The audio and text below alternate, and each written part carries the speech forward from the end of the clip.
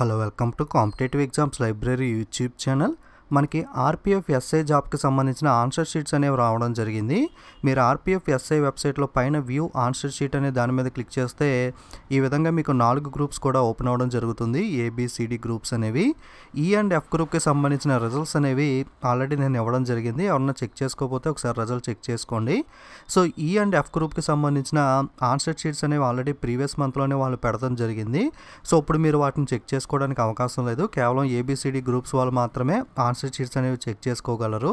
మీరు ఏ జోన్కి అయితే అప్లై చేశారో కింద లిస్ట్లో సెలెక్ట్ చేసుకుని మీరు suppose example SCR south central railway కనుక అప్లై చేసి ఉంటే అది మీకు ఏ గ్రూప్ కిందకు వస్తుంది. సో మీరు అలాగే ఏ జోన్కి అప్లై చేశారో ఏ గ్రూప్ కిందకు వస్తారో చెక్ చేసుకుని ఆ గ్రూప్ మీద క్లిక్ చేసినట్లయితే లాగిన్ పేజ్ ఈ విధంగా ఓపెన్ అవుతుంది.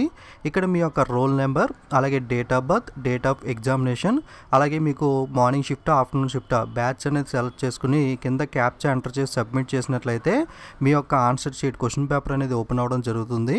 ఆ క్వశ్చన్ పేపర్ డౌన్లోడ్ చేసుకుని అందులో చూసుకున్నట్లయితే ప్రతి క్వశ్చన్కి కూడా మీరు ఏ ఆన్సర్ చేశారో అలాగే కరెక్ట్ ఆన్సర్ ఏంటి, ఇలా ప్రతి క్వశ్చన్కి డీటెయిల్స్ ఉంటాయి. సో దాన్ని బట్టి మీరు క్యాలిక్యులేట్ చేసుకుంటే మీకు ఎన్ని మార్క్స్ వస్తాయి అన్నది మీకు ఒక ఐడియా వస్తుంది. అందులో మీరు నెగిటివ్ మార్కింగ్స్ అనేవి కూడా మైనస్ చేసుకోవాలి. సో అందులో కనుక మీకు ఏదైనా అబ్జెక్షన్స్ అనేవి ఉంటే కనుక అబ్జెక్షన్ పెట్టాలి అనుకుంటే కనుక మీకు అబ్జెక్షన్ పెడతానికి ఆప్షన్ కూడా లాగిన్ అయిన తర్వాత కనబడుతుంది. సో లాగిన్ అయిన తర్వాత మీరు అబ్జెక్షన్ పెట్టాలి అనుకుంటే కనుక అబ్జెక్షన్ అనేది పెట్టుకోవచ్చు. ఓకే, సో నా దగ్గర ఎవరి డీటెయిల్స్ లేవు, అందుకే మీకు చూపించలేకపోతున్నాను డీటెయిల్స్ అనేవి. మీరు ఒకసారి డీటెయిల్స్తో లాగిన్ అయితే కనుక మీకు అన్నీ కూడా క్లియర్గానే ఉంటాయి. Same RRB group D ALP ఎలా అయితే పెట్టారో ఇది కూడా అలాగే ఉంటుంది.